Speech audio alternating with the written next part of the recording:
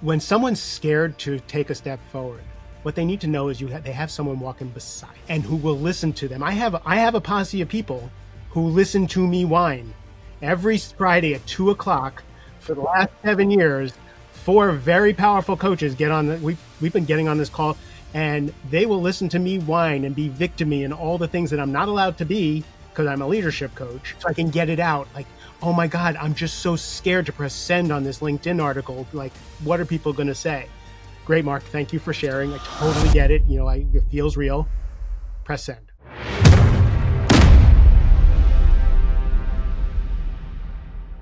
Guys, let's get this party started. I'm super excited. We've got on the show today, okay, we've got an all-star guest for you, okay?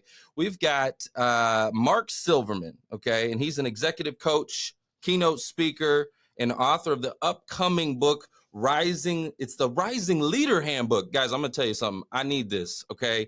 The Rising Leader Handbook. That's got my name all over it, okay? So I want to just go ahead and open this thing up. And Mark, could you share a little bit about your journey and actually what inspired you to focus on developing rising leaders? What helped, inspire that whole mission of yours? First of all, I feel like I walked into my basement studio and walked into an unexpected party. This is crazy. This is so much fun. The energy before the call, before the mics turned on and everything. This is great. So this is kind of an unexpected journey for myself. When I started out being a coach, I never called myself a leadership coach. I was kind of a productivity coach, maybe a life coach, that kind of thing. And if you look at my public persona over the last 10 years, I'm Oprah. I show up as Oprah on LinkedIn or Facebook or Instagram. What do you mean by that? What do you mean you show up as Oprah? I got to know what that means. So the reason I'm a coach is because I crashed and burned on my way to the 1%, on my way to making, to being successful. I destroyed myself, my health, my mental health, my marriage, right? I paid the price to be successful. And we'll talk about the origin story before that. And, I was homeless and living in my truck. And no way. Yeah. So it was. Dude, let's dive into that. I need to hear all this story, man. I don't know your story, so you're gonna have to share it to me. Like, right. I don't know. I'm a stranger, man. Tell it to me. So all right, cool. So when I came to Washington D.C. in 1989, I was looking to borrow some money from my brother because I was homeless and living in my truck. And I had drank I was a drug addict and a drunk and, just kind of not a going human concerned at 27 years old. It's so funny because my son is 26 and a half. We just did a video of my life and we showed a picture of me at the same age. And, now he's 26 and it was interesting to see I was 135 pounds in the picture. I just showed up in Washington, D.C. To borrow some money from my brother. Wound up getting sober. My brother said, if you're going to stay with me, you need to go to AA meetings and NA meetings and get yourself clean and sober. You need to go to the gym with me and you're going to take college classes. So it took me until about 40 years old to get a college degree. But from there, waiting tables, going through college, and then getting a job as a salesman, and sobriety is kind of an amazing thing. I flunked out of college at 18, got straight A's, and was the Presidential Scholar Award recipient to Georgetown, in my 30s, which was really interesting. Didn't come with any money, so I didn't go to Georgetown. But it was so nice to see that take drugs and alcohol out of it, and I actually still had some skills. Several years later, I found myself married, 2 kids, millionaire, driving a nice car, wearing Hugo Boss suits. Hold on. You're skipping so much in there. You know what I'm saying? Right. So I'm like hearing, okay, drugs and alcohol, and then your brother came into your life, right? And he kind of said, hey, listen, you got to cut that nonsense out. You got in school, and then all of a sudden you're a millionaire. So it felt like that, right? So I was waiting tables and going to school. Then I got a job as a sales guy. Yeah. Okay. Let's get into that. All right, you want to know the whole story? Fine. Yeah. Oh yeah. I got to dig into this, man. Come on. This is it. So I talked my way into a professional job at the hotel. I was working at the Four Seasons in Georgetown. And my whole family was in the restaurant business my entire life. I was, I thought I was going to be nothing but a waiter. When I asked my then wife to marry me, I said, I may be nothing more than a waiter. Are you okay with that? And she came from an affluent family, and they all embraced me and they loved me just for who I was. But when I got my first job as a salesman, it was really overwhelming to me because I'm an introvert and I don't like to bother people. But I took a personality test and they said you should either be a lawyer, a writer, or a salesman. And I was like, I'm never going to be a lawyer because it's going to take me for a while to get a regular college degree. I can't write at a sixth grade level, even though now I'm an author. Me too. So I took a sales job. And I remember the first interview I went on. It was copy sales. People used to go door to door to sell copiers. And the sales manager, when I came back from a trial run, he said, "Silverman, don't ever be a salesman." He says, "You're a nice guy. You don't have what it takes." So I got my first sales job, and what I realized, I was sucking at it really bad because I didn't like to bother people. And what I realized was that my connection with people, my ability to serve, my ability to listen, to help, was my superpower. And when I started, instead of selling, when I started trying to serve, and when I tried to start being helpful, my career took off. So, I was making $26,000 a year when I got married. The next year I made, 50,000. Next year I made 100,000, right? And I kept doubling my income and getting new sales jobs.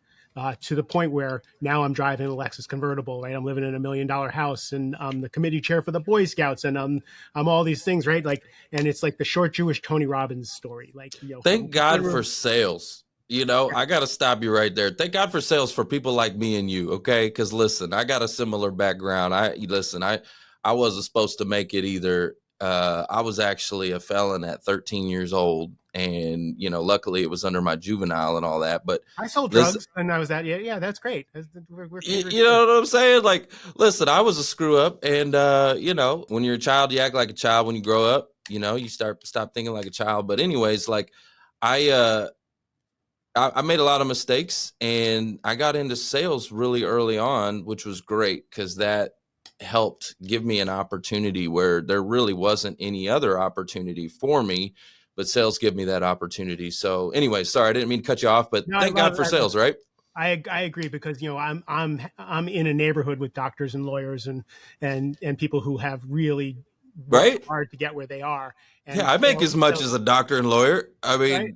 You know what I'm saying? And I didn't have to go to school for 8 years or whatever. So anyway, who's the smarter one? Just saying. Right. No, I'm just kidding. I used to tell people, I had a saying that people were, the only reason people went to college was because they were too stupid to figure anything else out. Mostly because I was jealous that I couldn't drink and do college at the same time. I couldn't put those two things together, and everybody else seemed to be able to do that. If I could just have figured out how to get drunk and high and still go to class, that would have been great. But that didn't work out. So anyway, I found myself in status symbol land.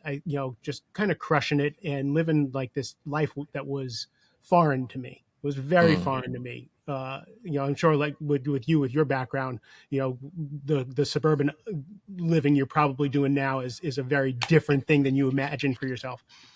And what happened was I drove myself so hard. I was all things to all people all the time because I had to prove that I wasn't this homeless guy, that I wasn't the drunk and the alcoholic, that I wasn't the loser that I felt inside. So I drove myself really hard. And what happened was the cracks started to come. The insides didn't match the outside, and the deep work that needed to be done, the trauma work, the stuff that, to help me move into midlife, to move into that next phase, just came out to the outside. So what happened was, stone cold sober without taking a drink or a drug, my career started going in the toilet. And I couldn't sell anymore. And I was having panic attacks. Every time I would walk the halls and I'd run into a CIO that I worked with for years, and I would have a panic attack and have to run into the bathroom to catch my breath. Why do you think the panic attacks were happening? Is it because, okay, so I'm trying to see if I can understand. You tell me if this is the same for you. Because I know what I'm capable of, sometimes when I'm not, like if I'm running at 50% and I'm not running at 100%, it actually compounds because I know, like, I don't know, like I get in my own head. I'm like, oh man, I know I'm not saying the right things. I'm not doing and I beat myself up. So all of a sudden it gets even worse. And I don't know. I don't know if if that makes sense or not, but It totally makes sense. You psych yourself out before you yeah, even start, right? correct. Right. Like I know what I'm capable of. And so when I'm running at 50% or whatever, I'm like, wait, I get in my own head and I get anxious actually, because I know I'm not living up to my potential, and it makes me anxious, and it actually makes me even worse. So I don't know if that's what you were running into, but tell me why you were getting anxious. I found out, I figured out after what I was running into. I didn't know what I was running into. All I know is I couldn't sell anymore. My career was going in the toilet. I Mm. started getting sick all the time. I had pain in my body. I was losing weight, and I was getting sick all the time. And then my marriage started falling apart. Next thing I know, I'm living in an apartment around the corner from my kids and my ex-wife, and everything had just fallen apart. And I was sick and miserable and depressed and suicidal, Oh no. and I didn't know what the hell was going on. And what I now know in hindsight was it was all the childhood trauma. It was all the internal work that needed to be done in order to be able to inhabit the life that I had created, that I just kind of missed. So it all kind of fell apart. What happened was I thought I was going to die. I was told that I was misdiagnosed over and over again. It turned out it was total trauma and stress and stuff. But so I decided if I was going to die, I was going to do three things. This was 2008 or 2009, I think it was. I said, you know what? I need to make $1 million and leave that to my kids and my ex-wife. Like I want to make sure my family's okay.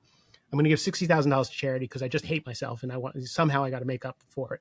And then I heard of someone on the radio say that everybody can run. Stu Middleman, this ultra marathon, he said anybody can run.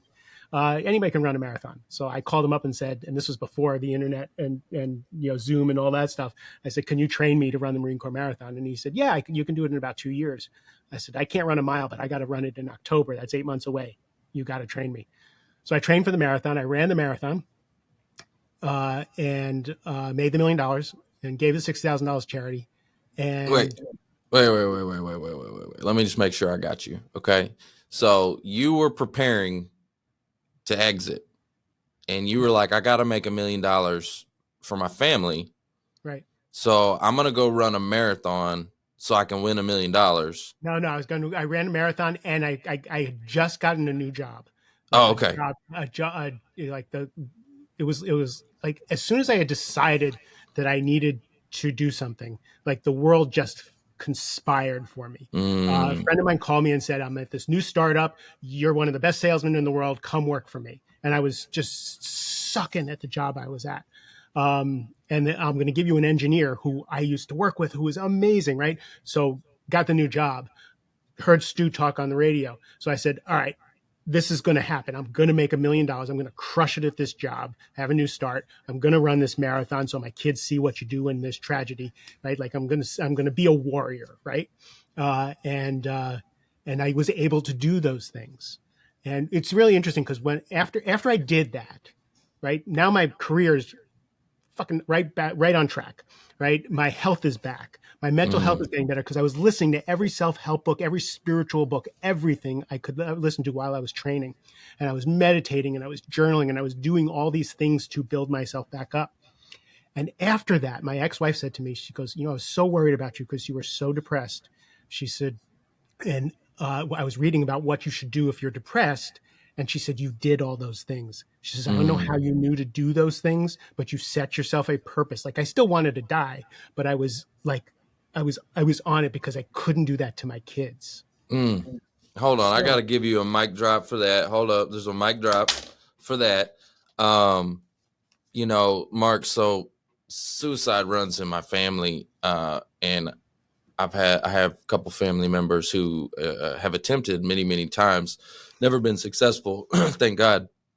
But, and it's something that, like, I don't know. I try to understand it, because I mean, it seems like almost every holiday, I'm in the hospital with somebody, I just lost my brother. You lost who? I just lost my brother. Your brother? The brother who got I'm so sorry, man. I'm so sorry. He couldn't make it. And so 33 years later, he got me. So, I owe my entire life to him, Mm. and he couldn't make it. So yeah, that's Dude, I'm so sorry. That's like, yeah, my brother, man. Every holiday, man, it seems like. I'm sorry to hear that. Thank you, appreciate it. It's why I do what I do. So back to the beginning of our conversation, like what? So I teach leadership. I get people promotions. I get people more money. I teach people to be successful. But the thing I care about is watching all the people to the left and right of me, the agreement we make to be in the 1%, that we sacrifice our well-being, our mental health, right? How many people do like I'm an introvert. I'm at a party and with a bunch of successful people, but I stand in the kitchen washing dishes. So I wind up having conversations with people to find out what's really happening, the anxiety that people have, even though they look bright and shiny on the outside. People are anxious, and if you look out in the world, COVID destroyed us. Whatever you think about political stuff, the uncertainty that COVID brought, added to the uncertainty from 9/11, to there's just so much that's killing our allostatic load, our ability to cope with the stress, that we're doing everything we can to look okay, and we're not okay. And I'm not okay with people winning at life and then having it all fall apart like it did for me. So that's why I do what I do. And that's why I was Oprah for years. So when I was listening to all these self-help books, right, I made it my mission. I was like an ex-smoker. I had an epiphany once while I was reading a book called Relax into Wealth by Alan Cohen. And in that, it was years after the marathon. And I finally got that I was loved and that I was worthwhile and that I am a child of God, like my children are. Like I finally got, I got that for the first time. And I was like an ex-smoker. Everybody has to know they're worthwhile. Everybody has to know that they don't have to do life the way they were doing. So that's why on the outside, every message I had on Facebook or Instagram or anything was about, you're loved, you're worthwhile, you're amazing, you do be on your own side, all that stuff. What was going on the other side though is my coaching practice. Is my coaching practice moved from entrepreneurs and kind of life coachy business kind of coaching to leadership coaching, but I didn't know that. I was getting more and more. I was being hired to this person's a bull in the china closet, Mark, totally talented, amazing person, but they got anger issues. Can you do something with them? I'm like, I got them. Right. Or this person is overworking and they're killing themselves because they're doing their job and they're not leading. And yes, I I've got that. I've been there. Right. So Yep. so my job, I have a waiting list for my client, for my um, coaching practice.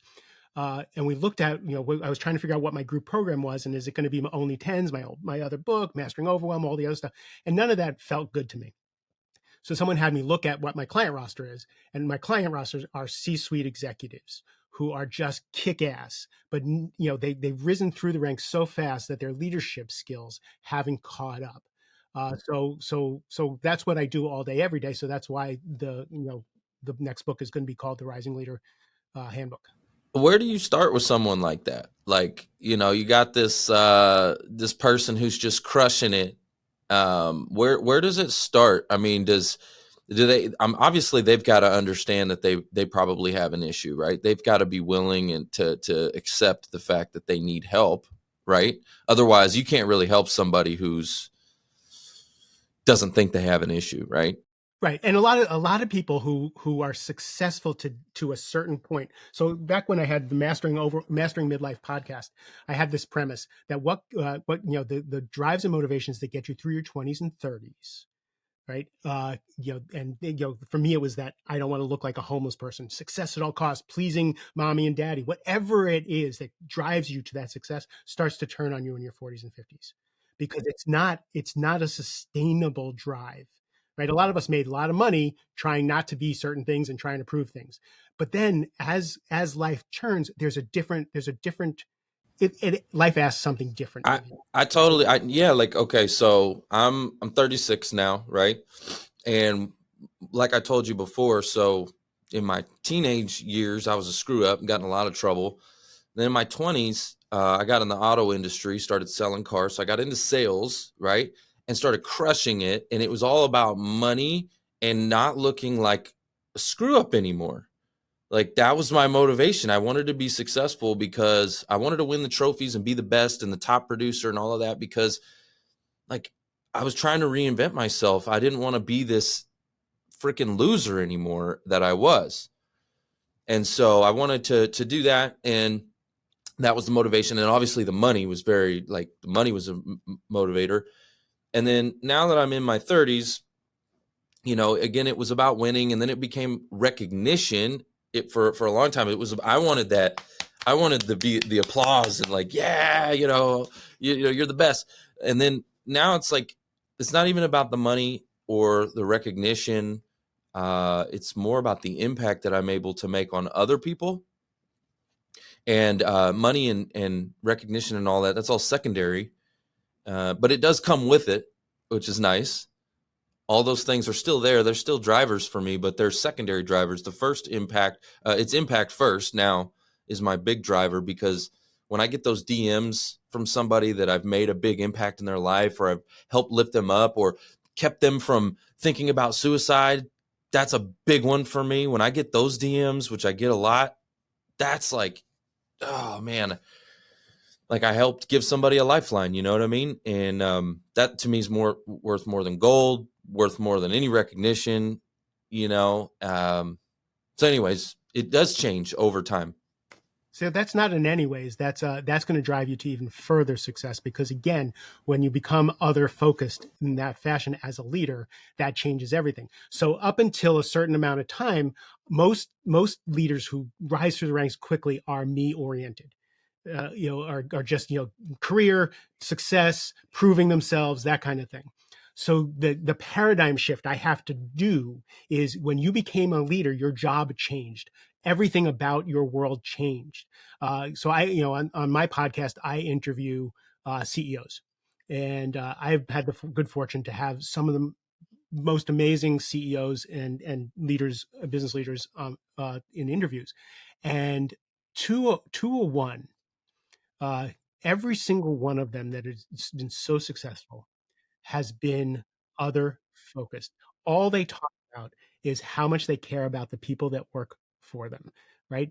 How much interest they have, and how much time they spend coaching, understanding, listening, right, and guiding uh, their people.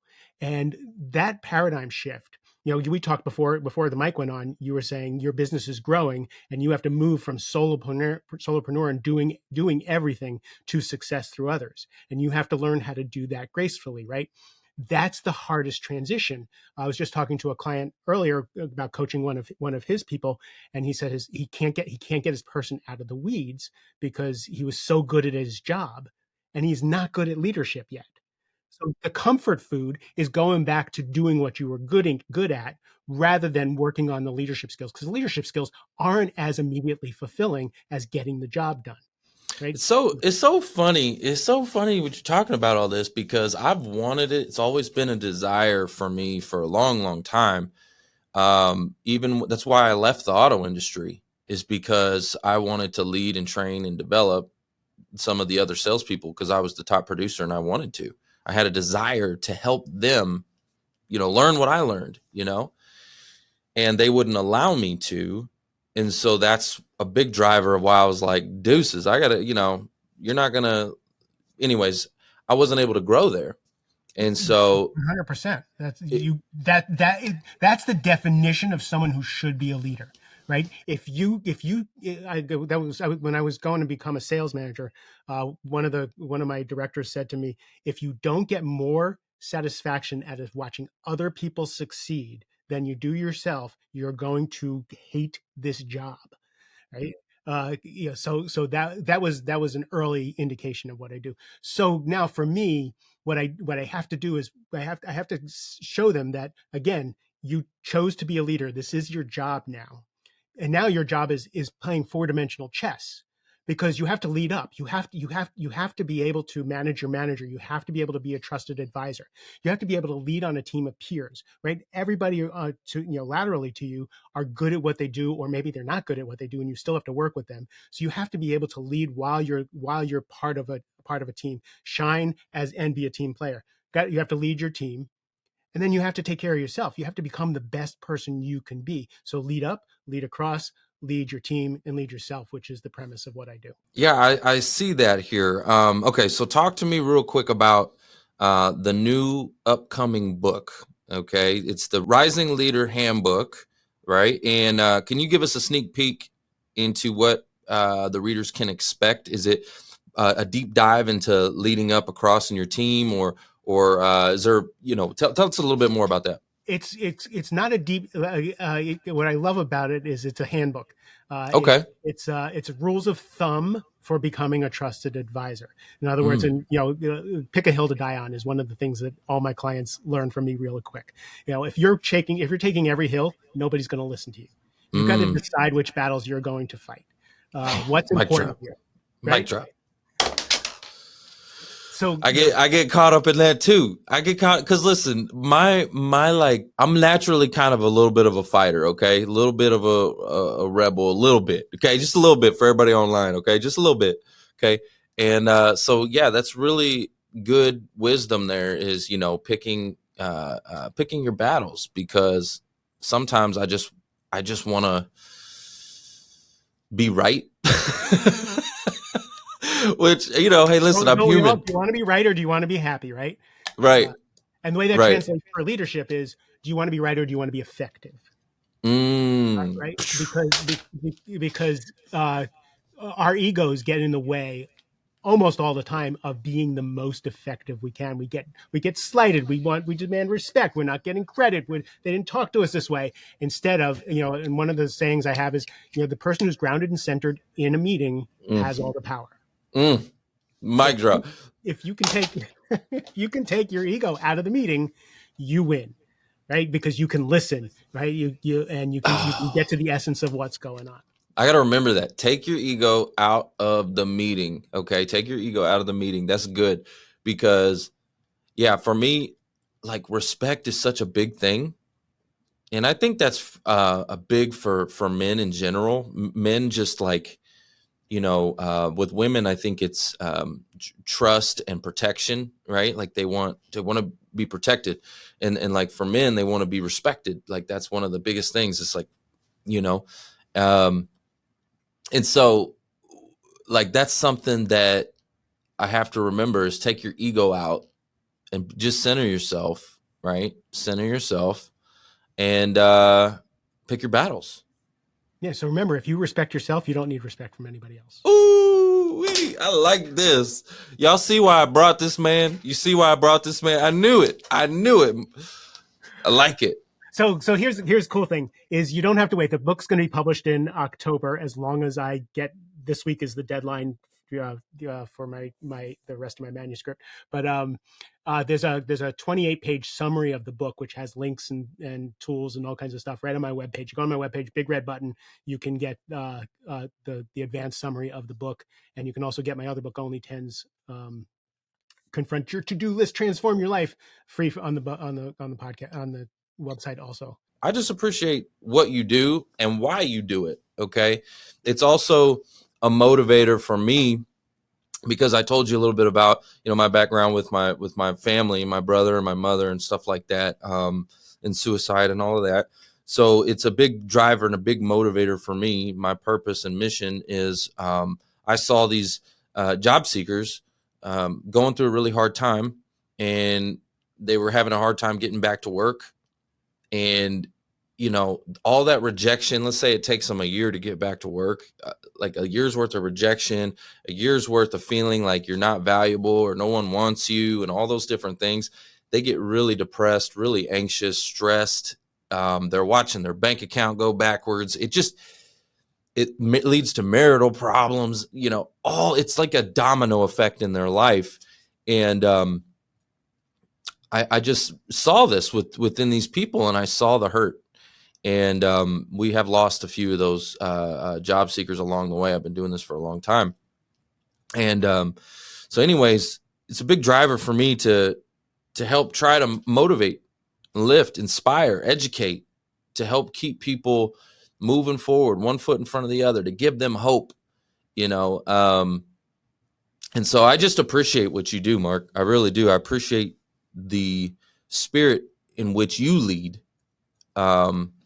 So real quick, I also know you've delivered some really powerful keynote speeches, okay, on leadership and personal growth. Could you share one of the most memorable speaking experience you've had, and what was the message that you were conveying to the audience? I was leading a workshop from in the context of a bigger meeting. They gave me the stage for about a half hour, and I brought a process where people listened to each other and then appreciated each other. They shared the gold that they saw in the other person.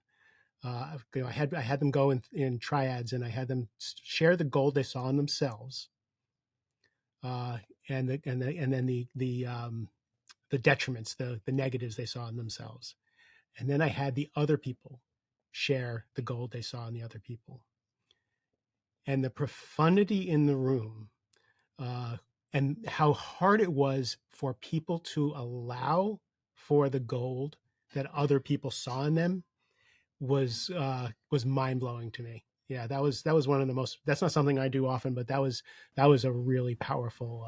So you had them share their perception of the other person, the gold, the value, First the they shared the detriments of themselves. You know what they mm, hated about themselves. okay, Then they shared the gold about themselves. okay, sure.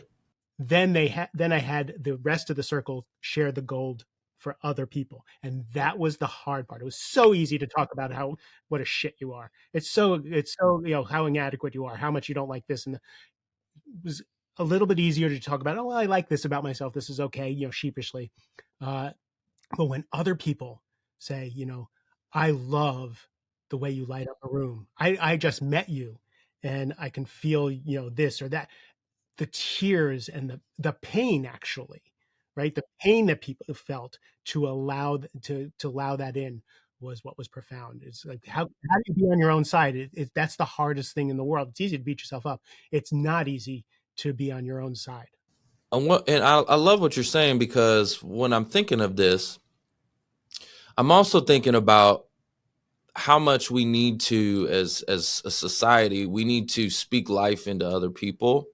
Because you're right, it's so much easier to talk bad about yourself and not really often see your own gifts, right? You don't, you're too close to the trees to see the forest, right? You're too, and You're too in your trauma, dude. You're just yeah, too, like, we're all 5-year-olds just trying to work out what happened to us way back when in these adult bodies. but other So people see it. Other people see your gift. They see that thing that makes you special. And so what I think is awesome, and this is something I like to do, I like to share that with people. Like, hey, like, this is what you're awesome at. Because I've had people um, in my life, in my story, it is all about who you know. There are people that have spoke life into me, that believed in me when I didn't believe in myself. And that meant the world to me. And I didn't want to let them down. So I gave it my all. And I stepped into that greatness that they were calling out of me, you know? And I think that's important to do as leaders, is to speak into people, to say, and I can think of somebody right now, my managing partner, Mike Scoville. Like, that guy is freaking awesome. What a great leader. He's one of the best examples of leadership that I can tell you. And he speaks life into me all the time. He believes in me. And I'm like, man. And so I think we need to do that for others more often. As a society, we need to just tell people when we see something special, and to speak life into people, because you never know what they're going through. And that could be the thing that keeps them moving forward. You just don't know. oh, you hear years later, you say something to someone, and then they come up to you years later, and they said, you said such and such to me, yep. and that meant the world, and it was nothing to you, right? And it Right. was everything to them. Absolutely. I can think of somebody right now, and I want your advice on this actually. There's somebody who I know right now who has got a gift and a talent that is just phenomenal. And he's playing small. He's afraid. He's afraid to really step into it. He knows he's got a gift, he knows he has a talent, and everyone tells him he's got that gift and talent. He knows it, but he's afraid to step into it. And so I almost want to just tell him, I was thinking about it the other day because I feel like I owe it to him to say, hey, listen, do you know what your legacy is? Right now, what people are saying about you when you're not around is that you're so talented, you're so gifted, you have just this amazing gift, but you're afraid and you're scared. And that's right now, that's if you don't do anything about that, if we can't get past that, that's what's your legacy going to be, that you had, that you just missed it, man. You were too afraid to step into it. I don't know if that's the right thing to say to the guy or So you, not. you really want my advice? Yeah, I want to know Live on TV. Yeah, I So want to know what I should say to him to call he him knows out to he doesn't need to be called out. He knows he's playing small, but there's a reason he's playing small. He may not know the reason he's playing small, but the fear of playing bigger is very real to him, right? The fear of putting the Rising Leader Handbook is very uh, visceral for me. Putting my hat in the ring with all these guys who hang on the side of mountains and were former Navy SEALs, and I'm going to talk about leadership, right? Is insane to me, right? So I have to go past my fear of being ridiculed for calling myself a leadership coach, when I don't hang on the side of mountains, right? And I don't eat nails for breakfast. Um, so the imposter syndrome, right? right? Like that's what And they call the it. truth is, I have eaten nails for breakfast. But anyway. So back to him is curiosity, right? Compassion. What do you think's going to happen if you do this? And listen. This fear is very real to you. It may not be a real thing, but to you, it's very real. And just listen to what it is, and then you can say, "Oh, I totally get that fear. I had that fear." Right? My background. Everything I do goes outside the comfort zone of my background. Your fear is unfounded, or maybe your fear is founded. My fear is totally founded. People could ridicule me for this book, right? And say, "What? Who the hell are you to write this book?" But for me, I'm trusting that I will be okay no matter what happens. I do have a track record of being way more successful at everything I ever do than I think I will be. Um, but I have to know I'm safe in here to fail. Right? I'm okay if I fail. And that's the hardest thing in the world, right? Some people eat that for lunch. I don't. I don't like to fail publicly. Yeah, nobody likes to fail, but I like it like this. Here's what I have figured out. Okay, if you're gonna fail, I want to fail so big. Like I want to crash the plane on the way down. I want it burning. Okay, like I want to at least. I'm gonna go so big that when I fail, like okay, I'll just give you an example. So just with this particular episode, now this isn't a huge example, but okay, I got a lot of things going on technology wise that I'm running right now here. I got Riverside, I've got Restream, I've got my Roadcaster, I've got the microphones, I got I got all these different things going on. All these Descript is running right now, all these programs. Okay, I was gonna run it through Clubhouse. I'm like trying to be as omnipresent as possible, all right, because I want to spread the message as far and wide and deep, right? And then we had a thing, it didn't work right. I'm like, okay, whatever, who cares? Just try it, crash and burn if you have to. Um, and I had another example that's probably a little bit closer. I had an event that I packed out so much that people were it was so hot, man. It was people sweating and nasty. And I looked at the videotape later and I'm like, oh my gosh, what did I do to these people? But you know what? We packed the house. It probably wasn't the most pleasant experience for everybody in the world because there was too many people, but that's a good problem to have. I want bigger problems. That's what I think. I want bigger problems. Yeah, no question. I'm spending so much money on the. So funny. I wrote Only Tens and I thought my mother would buy a copy and I'd buy a copy, and it sold 1,500 copies the first day, and it sold thousands and thousands of copies. Did no promotion or anything with it. This one, I'm actually hiring a team and doing the promotion, so I'm going to fail big, right, or succeed big, whichever it is. But back to your guy. You know, when someone's scared to take a step forward, what they need to know is they have someone walking beside them, right? And who will listen to them. I have a posse of people who listen to me whine every Friday at 2 o'clock for the last 7 years. Four very powerful coaches get on we've been getting on this call, and they will listen to me whine and be victimy and all the things that I'm not allowed to be because I'm a leadership coach. All right. So I can get it out. Like, oh my God, I'm just so scared to press send on this LinkedIn article. Like, what are people going to say? Great, Mark. Thank you for sharing. I totally get it. It feels real. Press send, right? That kind of thing. So like I, but they're more than that. They don't fault me for being too small, right?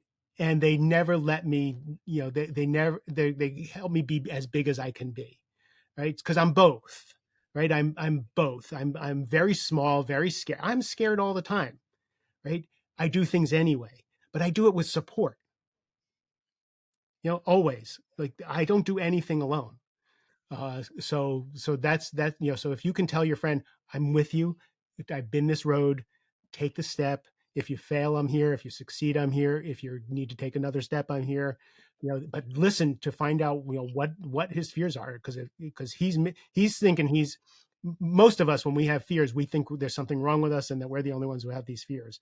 And most people don't know they're universal. That's one of the reasons why, as a leadership coach, I share what's going on the inside all the time. I want people to know, that I'm really human in here, and I go do shit anyway.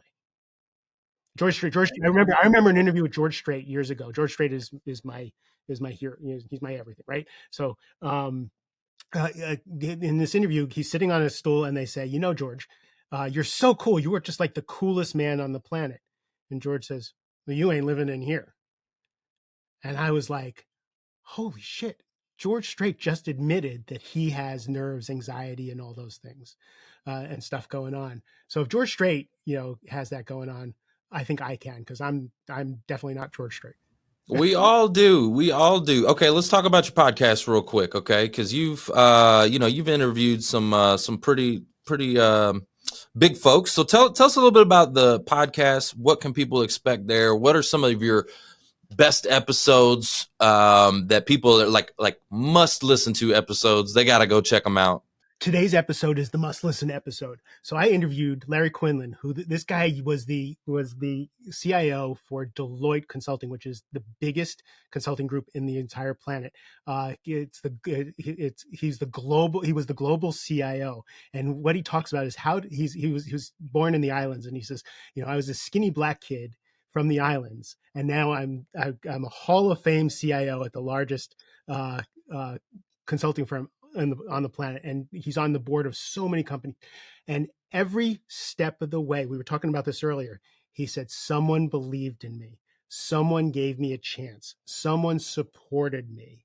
So it's all about who you know, baby. Let's go. Right. So that man, he says, I owe my career to all these people. Yes. And before that, Tom Mendoza, the president of NetApp, another masterclass in leadership and caring about your people and putting your people first. Nobody's been more successful, fastest growing companies in Silicon Valley history, because he cared about his people. Right? Each one of those episodes to a person is, Gary Ridge was the CEO of WD-40. He created a culture of caring. They sell stuff that makes your things stop squeaking, but it's considered one of the best places in the world to work because they build culture. That's what every one of these conversations is. I have the advisor to the CEO of ServiceNow, which is one of the biggest SaaS companies on the planet, Kevin Haverty, and he talks about how to be a trusted advisor. How do you be that number two? That's a great job, being the number two. You don't always have to be number one. How do you become a trusted advisor? So we talk about leading up, leading across, leading your team, and then leading yourself, being your best self. I love that. You guys need to go check out his podcast. It's the Rising Leader podcast. Is that right? Yep. You guys need to go check it out, subscribe, give a little sample, what I'm talking about. And, hey, give them a 5-star review. Okay. Those things help, the podcast world. Let me just tell you something. It's hard out here for a podcaster. You know what I'm saying? We need those reviews. Okay. We need you to share. This stuff, guys, it costs money, time, energy, focus, right? And we do it because we're trying to make an impact out here. We're trying to serve people, okay? But we need you to help us get this message out. So, matter of fact, I'm going to ask you a big favor right now. If you're watching online or if you're tuning in on the podcast, I want you to go and share this out. Share it with a friend. Hit that share button. And help us to get the word out. Make sure you subscribe to the Rising Leader podcast. Give them a 5-star review to keep the word going. You know what I'm saying? Thank you for that. Absolutely. We appreciate you, man. We really, really do. Some final thoughts as we conclude the conversation. What is one piece of advice or key takeaway you would like to leave our audience, especially those who are aspiring to become rising leaders? Oof. Find out what your safety is. Lean into the thing that's your bedrock. Before you go out into the world to try new things, to risk, to find out what makes you feel like who you are. Is it your family? Is it your religion and your spirituality? Right? Is it your physicalness and your CrossFit or whatever? Like, what makes you know you're okay and safe in the world? So when you go out, you're more willing to risk. You're more willing to get outside your comfort zone when you know you have that homing device. Love it. Love it. You guys heard it here on the Who You Know Show. Let's rock. Let's roll. Let's go. Cash flow. Thanks for listening to the Who You Know Show podcast. My name is Trevor Houston, and if you've enjoyed this episode, consider subscribing wherever you listen and leave us a positive review to help us keep the mics on in the studio. Until next week, that's the show. It's all about who you know.